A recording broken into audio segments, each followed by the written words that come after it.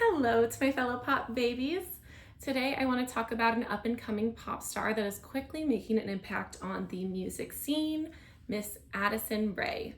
Now, some of you may be thinking that this is just a TikToker who was in the right room with the right people and maybe shouldn't warrant the title pop star, but I want to challenge that belief. I want to tell you more about Addison, who she is, where she comes from, how her career has gotten to where it is today, and why I think she has one of the most promising future careers in pop music. So, who is Addison Rae?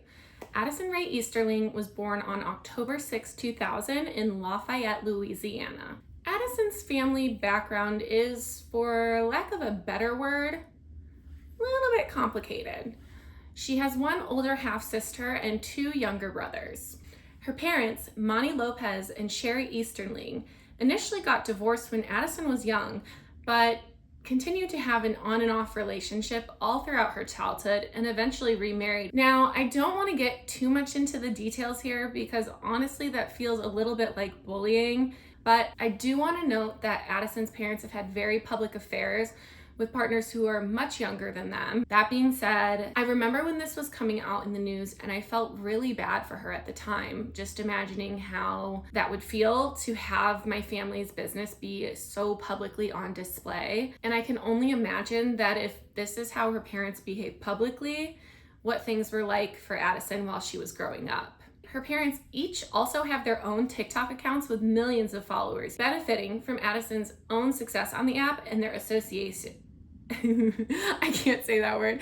Their associations with their daughter. It does seem, however, that Addison's parents were at least really supportive of her and her passions, as Addison was able to grow up within the world of competitive dance, a world that is very expensive, to say the least. Addison's experience in competitive dance really lent her an edge when TikTok first began, and she started to post dance videos before starting in her freshman year at LSU. However, in just 6 months' time, Addison gained enough online popularity to garner an invitation to the Hype House, a house of up-and-coming TikTok personalities. At this time, Addison dropped out of college, moved to LA, and spent about 6 months, give or take, within the Hype House. Before making her departure from the Hype House, Addison was signed to the talent agency WME and clearly had some smart people looking out for her career as she left before all of the controversies with the Hype House began. In March of 2021, Addison released her first single, Obsessed, and baby, I was. Although this single purportedly flopped, I do remember her doing a performance on Jimmy Fallon's Tonight Show, and for me, this was the moment that I actually started to care about Addison Rae. Before, she was just a name that I would hear in conversations and in passing, and I genuinely did not care. Like, TikTok was not a thing that I was really involved in at the time, but seeing this live performance that she did, I knew in my soul that this girl was a star. Britney Spears once said, "There's only two types of people in this world, the ones that entertain and the ones that observed." And Addison was clearly marking herself in this moment as the former. In her performance, Addison had strong presence, great dance moves, and while her voice wasn't necessarily a knockout, the song didn't require that. Now, if you ask, could the song have been upped potentially by a stronger vocalist? The answer is probably yeah, it could have. But Addison was excelling in what she had set out to do, which was primarily to entertain. Now, at the same time that Addison was gaining notoriety on my personal radar, I saw that she was getting a lot of online hate, and I didn't really understand why. To me, Obsessed isn't all that different from anything that Dua Lipa had been putting out for the past couple of years, which is to say, it's pretty standard pop music. A good dance beat, simple lyrics, not overly complicated vocals, and to top it all off, the girl dances. What more do you people want? One thing about me, I love a pop singer who also dances. While there are the Tate McRae's, Janet Jacksons, Paula Abduls, and Britney Spears of the world, who could have just as easily become professional dancers as they did pop stars, I'm honestly just appreciative of a good choreo moment on stage and a star that isn't visibly struggling to keep up with her backup dancers. And Addison fits this role. Furthermore,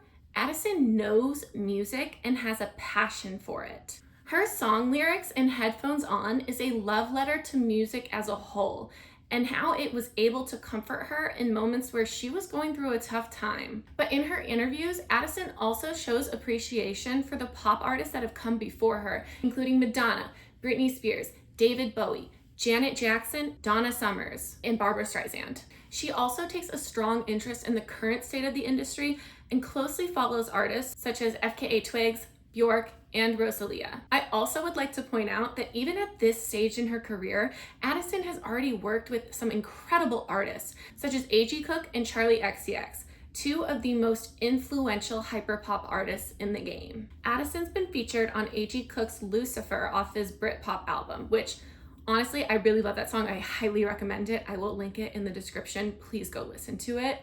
It's amazing. And she's also been featured on Charli XCX's Von Dutch remix, which was produced by A.G. Cook, and has another song with her off her EP, To Die For. Both are great. Genuinely nothing but love here. Addison also credits Sophie, another leading artist in the hyperpop movement who has sadly passed, as another huge influence in her career. So just knowing like, she cares, okay? She's paying attention. I mean, I'm obviously biased since hyperpop is my favorite subgenre of pop, but the girl clearly knows what she's talking about. She also has a remix of her song Aquamarine with Arca, a producer based out of Barcelona who's been working in the music industry since 2012 with artists including Kanye West, Lady Gaga, FKA Twigs, Ariana Grande, and Beyonce. Literally Beyonce. An insane career resume by anyone's standards. And the fact that Addison has already had the opportunity to work with a producer who's so talented and has worked with such great artists prior to only shows me that she's taking this very seriously and that she is kind of killing it at networking, guys. Like seriously, doing such a good job at it. And ultimately, Addison's choices on who she's collaborated with show me not only great networking skills, but also a lot of artistic integrity and intentionality with her work that some of her contemporary peers just don't seem to be able to match. And personally, I want to support someone's career who loves and appreciates pop music in the same way that I do. And I do feel that Addison has displayed a genuine passion here.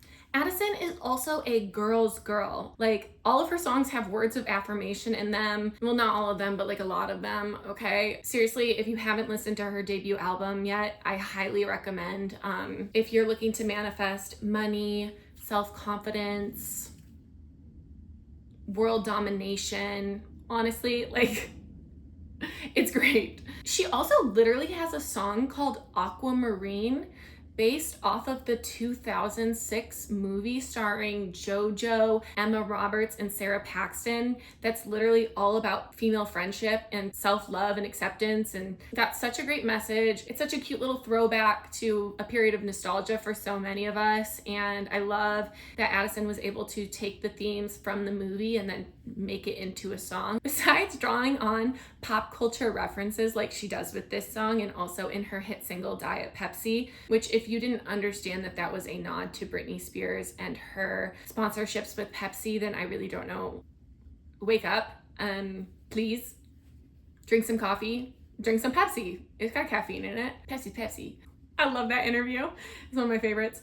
One of my favorite celebrity moments. What kind of Pepsi's my favorite? Pepsi's Pepsi. Back to my train of thought. Addison is also willing to be vulnerable in her songs and with her lyrics, such as Headphones On, where she talks about times when she heard her parents fighting and had to escape into music. Another side note here, when the music video for Headphones On came out, Addison made an Instagram post about this where she tagged literally the entire crew and cast on the music video.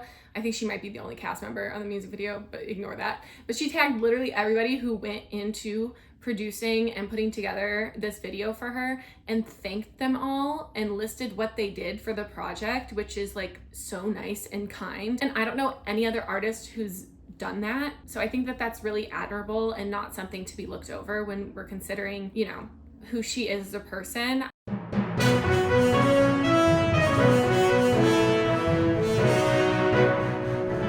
We interrupt this broadcast to bring you a breaking announcement. Addison Rae has been snubbed for 2025's VMAs.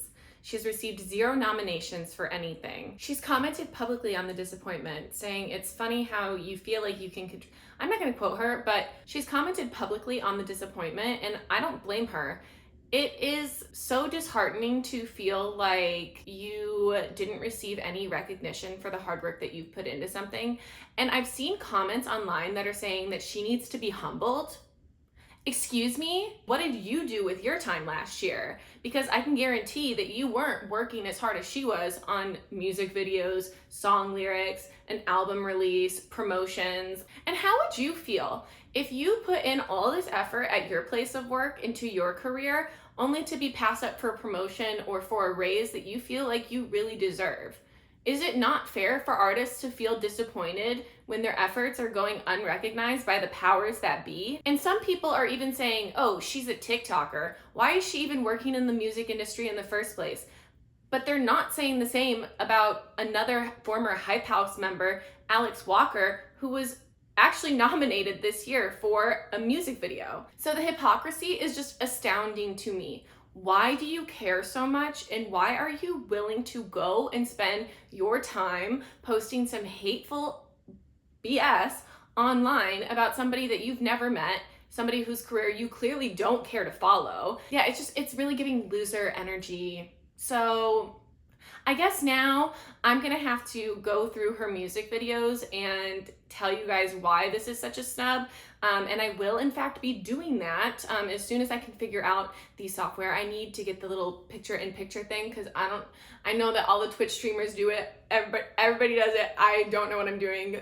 Please bear with me. I'm new to all of this content creation thing, but I am feeling very passionately and strongly about this, so I'm gonna try to learn it for you guys and for Addison, okay? And for any other artist who deserves to have their music video applauded. Okay, thank you. Back to your regularly scheduled program. Anyways, I can't force you all to like Addison Rae's music, and honestly, that's not really my goal here. I guess my goal is more so to just try to get people to look at her as an individual and respect her for the work that she's doing and see her as more than just a TikToker who has wormed her way into the music industry undeservedly. I think she's worked really hard to be where she is today and absolutely deserves the opportunities that are coming to fruition in this moment. I see the hard work that she's put into her career, and I see how grateful she is for it all. I hope you do too. I'm Angel Baby. I love you all so much. Mwah! Thank you all so much for clicking play. Don't forget to hit like and subscribe, and I hope to see you here again soon.